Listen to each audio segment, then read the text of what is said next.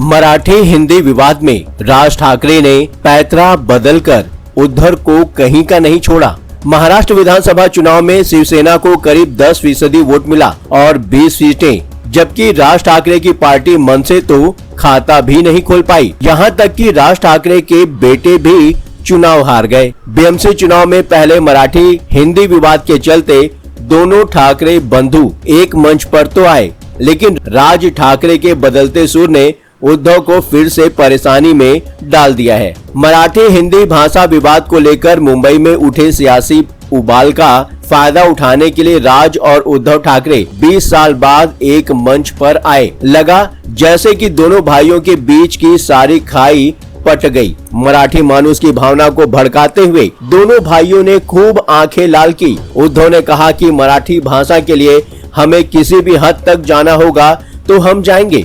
वहीं राज ठाकरे तो अपने अंदाज में कार्यकर्ताओं से यहाँ तक कह गए कि यदि कोई सयाना बने तो कान के नीचे एक बजाओ, मतलब थप्पड़ मारो, हाँ उसका वीडियो मत बनाओ। इस समागम के बाद उद्धव ठाकरे को लग रहा था कि उन्होंने बीएमसी चुनाव के लिए नैरेटिव सेट कर दिया है और यह मुद्दा उन्हें मुंबई महानगर पालिका पर उनके 30 साल के कब्जे को बरकरार रखने में मदद करेगा। लेकिन राज ठाकरे ने अचानक से पैतरा ही बदल दिया। नमस्कार, आप देख रहे हैं 7 टीवी भारत। मैं हूं आपके साथ सुशील पांडे। 7 टीवी भारत के खास प्रोग्राम न्यूज मिनट में आपका बहुत बहुत स्वागत है। वीडियो में आगे बढ़ने से पहले इस चैनल को सब्सक्राइब करके नोटिफिकेशन को ऑन करें। कमेंट में जरूर बताएं कि ये वीडियो आप कहां से देख रहे हैं। राज ठाकरे ने एक ट्वीट करके मन से कार्यकर्ताओं से कहा है कि बिना उनसे पूछे कोई भी कार्यकर्ता या नेता मीडिया से बात नहीं करेगा,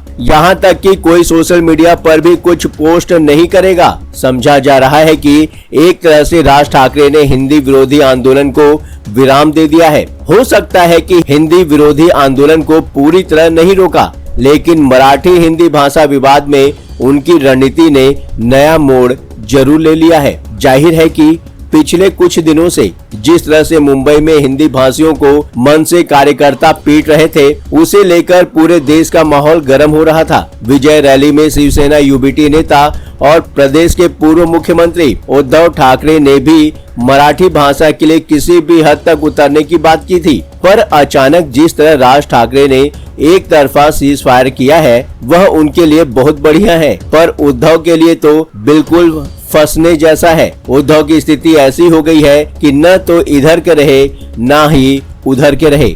कुल मिला के देखा जाए तो उद्धव ठाकरे कहीं के नहीं रहे। महाराष्ट्र विधानसभा चुनाव 2024 में उद्धव ठाकरे की शिवसेना यूबीटी ने 95 सीटों पर उम्मीदवार उतारे, लेकिन केवल 20 सीटें जीती, जो शिवसेना यूबीटी के लिए एक बड़ा झटका था। महायुति गठबंधन जिसमें बीजेपी, शिवसेना, अजित पवार की एनसीपी ने 230 प्लस सीटें जीतकर उन्हें हाशिए पर ढकेल दिया। शिवसेना शिंदे के असली पार्टी और चुनाव चिन्ह कब्जाने के बाद अधिक सीट मिलने के चलते महाराष्ट्र की राजनीति में ऐसा लगा कि उद्धव की राजनीतिक प्रासंगिकता ही खतरे में पड़ गई है। इसके बाद उद्धव ने 5 जुलाई 2025 की मराठी विजय रैली में राज ठाकरे के साथ मंच साझा किया। यह कदम उनकी मराठी अस्मिता की रक्षक वाली छवि को मजबूत करने की कोशिश थी, लेकिन हुआ इसका उल्टा। हिंदी विरोधी रुख ने गैर मराठी वोटरों को नाराज किया, जिससे एमवीए में कांग्रेस और एनसीपी की बेचैनी बढ़ गई। मुश्किल यह है कि कांग्रेस उनके साथ आना नहीं चाहेगी और मराठी भाषा के नाम पर मराठियों की संवेदना उनके भाई राज ठाकरे ने कब्जा कर ली है। राज ठाकरे ने अचानक सीज फायर करके उद्धव को इस मुद्दे पर चमकने से भी रोक दिया। मतलब साफ है कि राज ठाकरे ने उद्धव ठाकरे को कहीं का नहीं छोड़ा। न हिंदी भाषियों के समर्थक ही बन सके और न ही मराठियों के असली हितैषी। बीएमसी चुनाव में राज ठाकरे के साथ संभावित गठजोड़ उन्हें मुंबई कोंकण में प्रासंगिक बनाए रख सकता है, पर अब राज ठाकरे गठबंधन में उनसे बराबर की हैसियत चाहेंगे, जो उद्धव को पसंद नहीं आएगा। राज ठाकरे के पास भी खोने के लिए कुछ नहीं है, पाने के लिए तो सारा जहां है। राज ठाकरे और उनकी महाराष्ट्र नवनिर्माण सेना, जिसे मनसे कहा जाता है, के लिए मराठी हिंदी विवाद निश्चित रूप से एक राजनीतिक अवसर साबित हुआ है, क्योंकि उनके पास खोने के लिए तो कुछ है ही नहीं और पाने के लिए सारा जहां जैसी स्थिति है। पिछले विधानसभा चुनाव में उनकी पार्टी का वोट शेयर 1% से कुछ ज्यादा था। सीट तो वो एक भी नहीं जीत सके, यहाँ तक कि उनके बेटे ने भी अपनी सीट गंवा दी। इसके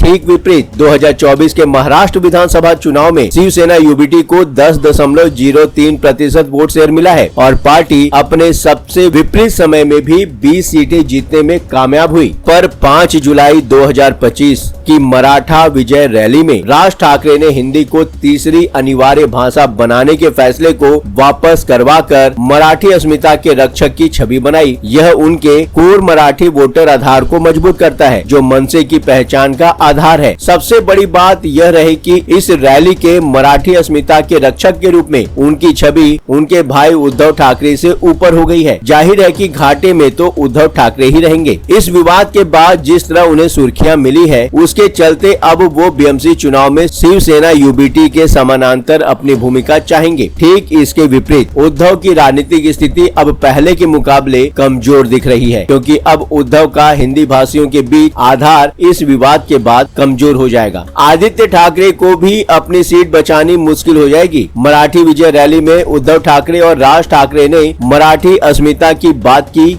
एक बार भी दोनों नेताओं ने अपने कार्यकर्ताओं से यह नहीं कहा कि हिंदी भाषियों को मारने पीटने की क्या जरूरत है, लेकिन उद्धव ठाकरे भूल गए कि उनके पुत्र आदित्य ठाकरे की वर्ली विधानसभा जैसे शहरी क्षेत्रों में हिंदी भाषी और गैर मराठी मतदाता लगभग 30 से 40% है, जो कि उनके लिए महत्वपूर्ण है। जाहिर है कि ठाकरे बंधुओं के हिंदी विरोधी रुख से यहाँ नाराजगी बढ़ सकती है। इसके चलते आदित्य ठाकरे की यह सीट भविष्य में उनके लिए असुरक्षित हो गई है। आदित्य की छवि एक उदार नेता की बन रही थी। उन्हें हिंदी भाषियों के बीच भी उतनी ही लोकप्रियता प्राप्त थी जितनी कि वे मराठी भाषियों के बीच लोकप्रिय हैं। शायद यही कारण रहा कि आदित्य ठाकरे ने प्रेस के सामने आकर हिंदी में बातचीत की और अपना टोन अपने पिता और चाचा से अलग रखा। शिवसेना यूबीटी महाविकास अघाड़ी का हिस्सा है। कांग्रेस और एनसीपी भी इस गठबंधन का हिस्सा है। पर जिस तरह उद्धव ठाकरे और राज ठाकरे